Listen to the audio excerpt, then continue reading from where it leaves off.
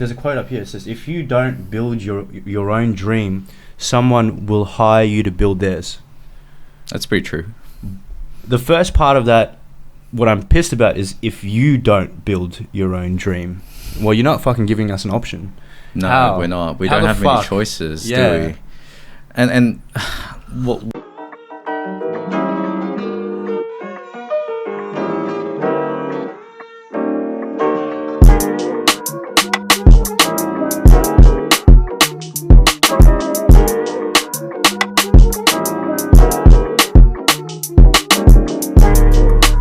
Yeah.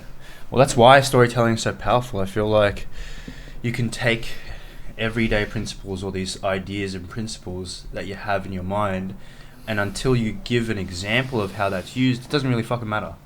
Do you know what I mean? Like, people don't care until you give it a story. Yeah, no, that's definitely really true. I think it's one of those things for me where I prefer to learn these kinds of principles through fiction and through real stories other than these kinds of books. You think you can learn it in fiction, but fiction is while it adheres to the truth somewhat, and you require that to kind of lose yourself in that, don't they change the principles? That's why you read it. Fiction is interesting because the principles that might apply to your life don't really apply to the characters in a book, in a fiction book. Yeah, that's true. That's true, but in a sense, the fiction that draws me in is the fiction that mirrors real life and reveals real life in the same way that art reveals the essence of what is there in reality. It strips away the unnecessary stuff and it just gives you that thing in its purest form. Yeah. Or at least it attempts to. You know what I mean? And I do think that, you know, there is a place for these kinds of books, and their popularity shows that. People, like self-help books, yeah. The popularity definitely helps with that. And I'm not saying that I don't need self-help myself. I just get it from different sources. Yeah. In the end, so we all need it in the end, and it just comes from a different place. And I mean, that's not. It's interesting that you say that you can learn new things from fiction, though, and art. Like, I've never thought about art teaching me. You know, when I look at a painting, I might feel an emotion, an underlying existing emotion that I have. But how can a painting teach you? Well, painting is a bit of a limited medium. So what that kind does of art make are you talking about? Yeah. Well, it can vary. There's performance art that's sometimes a good one. One good example I can give recently that I did see, it was in Gallery of Queensland. In Brisbane. It was a series of videos stitched together, archival footage / interviews, and it was 3 channels, so 3 different screens. Yeah. You know, you're sitting in a dark room, you're looking at 3 screens. Kind of, it's quite some encompassing. Black Mirror vibes. Yeah.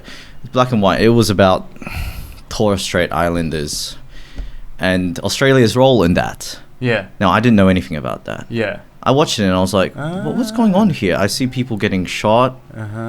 It's all black and white. They're talking about something I don't really understand. But then as I watched, it dawned on me what they were saying. And I was like, wait, Australia did this. Yeah. Australia participated in war crimes. Yeah. Why don't I know about this? And is this even true? I went home and I Googled it. I looked it up on Wikipedia. It was true. Yeah. And I was just like, well, that's horrifying, isn't it? That just goes to show. Because what we learned in high school is, you know, in school, history of Australia, it's always the good stuff. They want you to be loyal to your country. They'll never teach you this kind of stuff. Never teach you about the atrocities. Well, they always say history is written by the victors, right? Yeah. And look where we are now. The way you see it, it's like anything, right? We talk about how there's systemic racism in America or even in Australia. And, you wonder why. Because everyone in power in those parliaments are predominantly white males, white older males. And then you wonder why they make legislation that suit white older males. It's not a surprise to me. No, definitely not. Right? Same as history. I mean, it's interesting you mentioned that because I came across this really, really fascinating lecture. Well, I'm a nerd. I watch lectures for fun. That's probably why I don't read non-fiction. I listen to some lectures for fun as well. Yeah, this one's from the Royal Institute on YouTube, and it's a really good one. It's by an economist, and he's a professor of economics in one of the good universities in England, and he's talking about whether boomers have stolen the future of the children, the millennials basically. Yeah, he is a boomer himself. Yeah, and for decades he advised the government on policies that he thought would for the good of the people. What he didn't realize was that subconsciously, because the boomers have the greatest proportion of the population, I mean, the boomers, statistically they just had more kids, so there's more of them. Yeah, they all subconsciously vote in their own interests. Yes.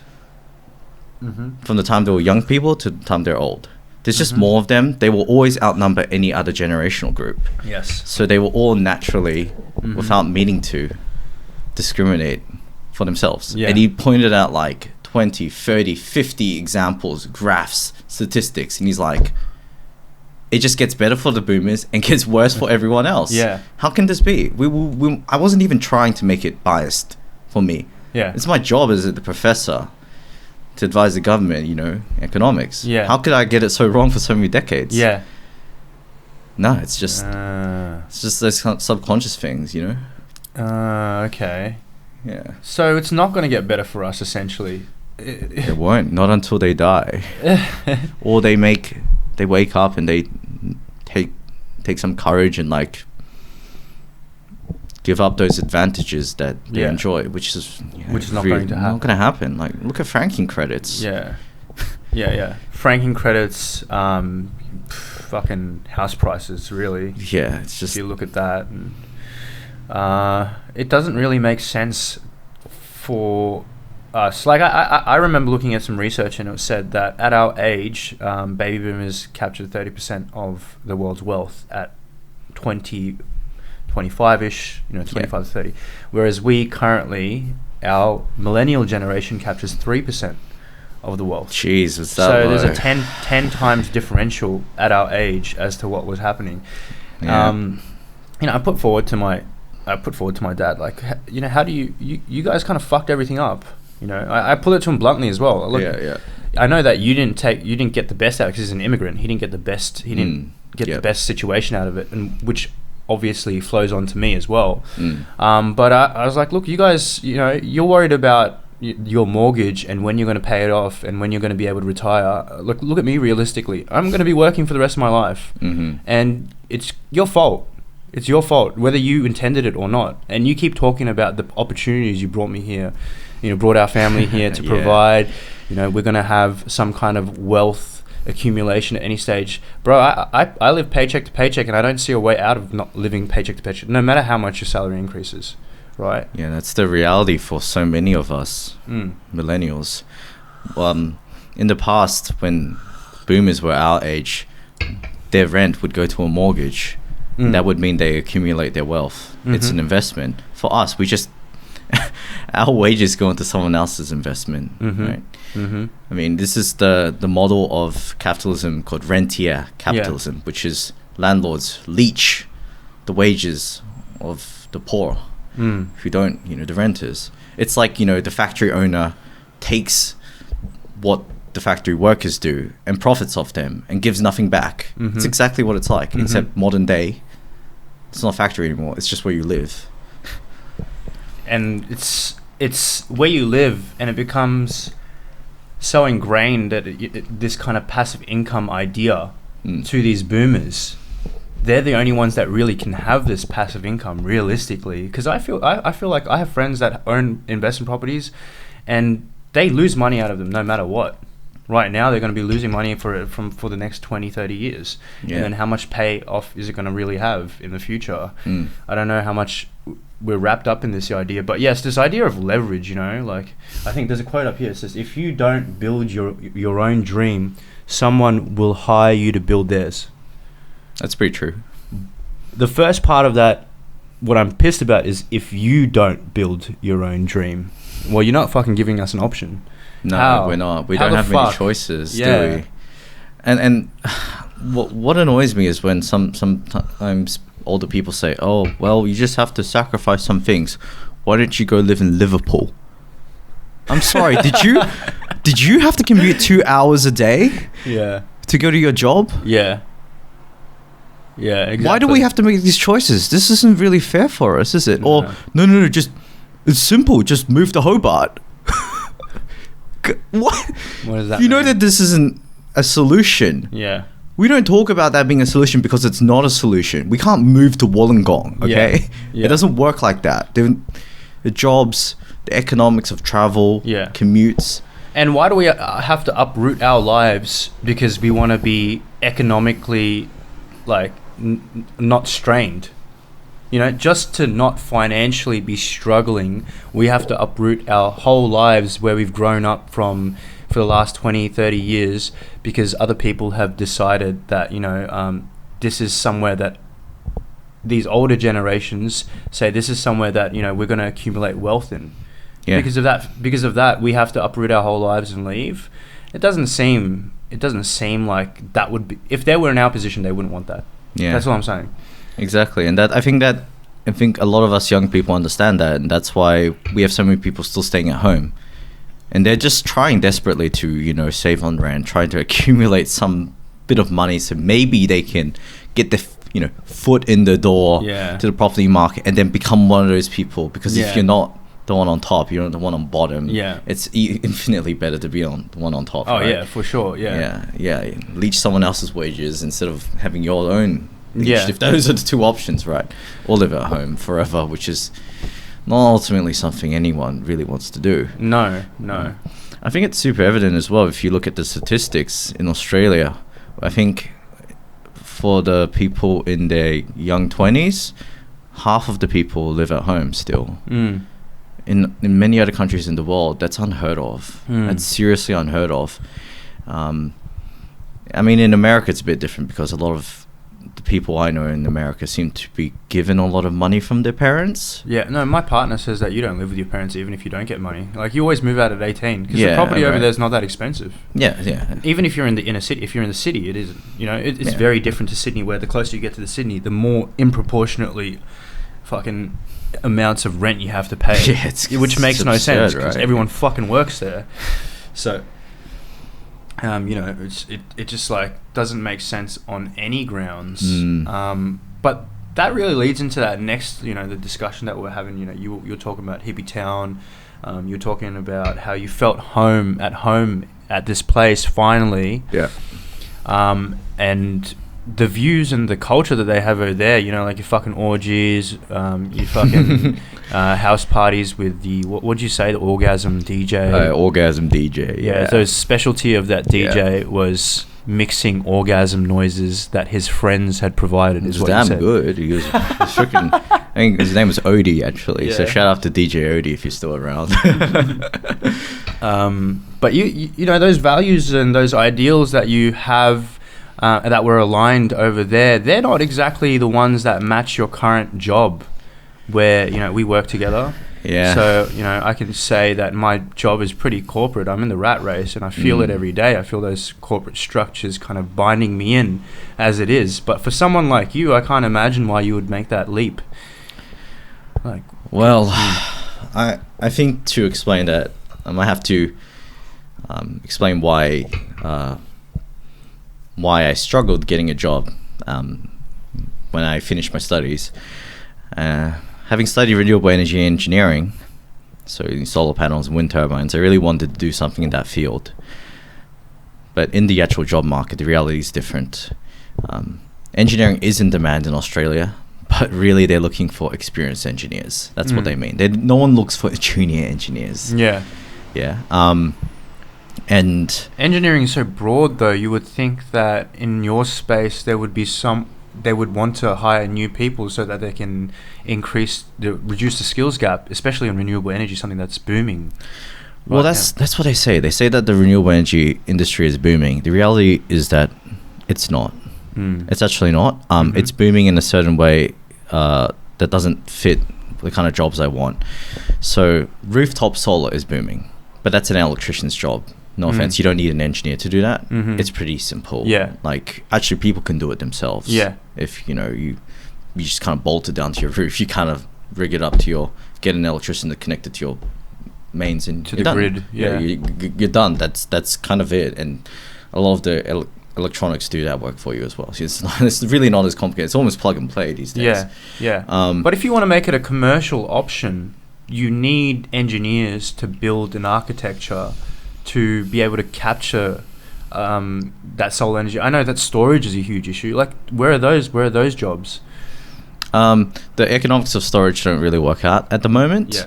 Innovation and that kind of investment is driven by housing standards, actually. So only recently, New South Wales government's made big changes and sort of pushed the minimum standard up, so that the only way, if you're building an apartment building like this, to hit that minimum standard and get certified for sale is to put a solar panel on the roof. Okay. Before that, they wouldn't care. They're just like, I know it works out, but that benefits the tenants, not me. Okay. So it's like a Band-Aid on an open wound situation. Yeah, you can't just like push the minimum bar up and then suddenly they're like, to make it work, we just have to, the cheapest thing to do is not to put in more insulation or build it better, but to just slap solar panels on the roof. Yeah. So there's plenty there. There are jobs there, but what I'm talking about is the stuff that I was interested in, like utility scale. So big solar farms, big wind farms. You can't have a small wind turbine on a roof like this. It doesn't work. Yeah. Those jobs, there are a few, but the engineering companies there really struggle. And if you pay attention to the news, recently, a few years ago, one of Australia's biggest engineering companies, one that's been around for 50, 60 years, RCR Tomlinson, they went bankrupt because they couldn't get solar farms to work. They couldn't get the economics to work. Yeah. That's pretty scary for one of the most experienced engineering firms in Australia. Yeah. Like a $400 million. What is it that makes this, like, being from a renewable energy space, what is it that makes it not financially viable right now? The government, the regulatory environment. It is so uncertain, and they constantly leverage changing market rules. What regulation could there be around using natural sources? You just need to buy a bunch of land and put some fucking panels on there, don't you? Okay. So it's the way that, a power plant, like a wind turbine or something, would sell electricity. They sell on the spot market, which is just, you bid into it, I'm going to sell this much electricity for this much. And then if demand goes up, the price goes up. So that, then coal can come in, gas can come in, batteries can come in, if for like, short periods where it's like peak demand, right? Yeah. But there are lots of political issues around firming, this myth of baseload, which is a myth. Please, if you still believe that we need fossil fuels for baseload, please. What is baseload? Explain this idea that because renewables are intermittent, so like the wind doesn't always blow or solar doesn't always shine. Yes. We need to have baseload that never shuts off. Yeah. That is a myth. Please, if you still believe that, please just Google. So you don't need a certain amount of electricity in the grid at all times, or you do. Yeah. But that problem is pretty easily solved with the right incentives, with a bit of ambition. Other countries in the world have solved that issue pretty conclusively, and they've done it quite well. Yeah. Here in Australia, we seem to be giving out still a lot of subsidies to like coal power stations. We call it grandfathering, so they can still compete. We seem to keep investing in gas, but gas is not really economical for us because the gas price is set at the price we sell it to Japan. So we're paying market price for our own gas. Yeah. Whereas before we used to pay like $20 for it. Now it's $100. Why? Because it's the people who make the gas, they're like, Japan's offering $100. So why would I not sell it to Japan? Yeah, I'm gonna sell it to Japan unless you can also offer me $100. You know what I mean, bro? Yeah. Yeah, I know you used to sell it to you for $20, but Japan's paying pretty good money. Yeah. Okay. So I'm starting to see there's a bit of a political landscape to this fucking corrupt nation that we have.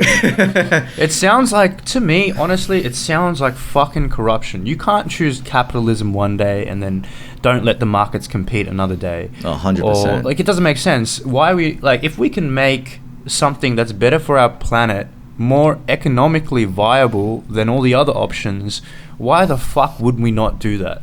Exactly. And let me tell you something. In New South Wales, they've been trying to build a new coal power station for the longest time. The Liberal government has. And a new coal power station. A new coal power station, okay. Right? Because they're convinced that we need it.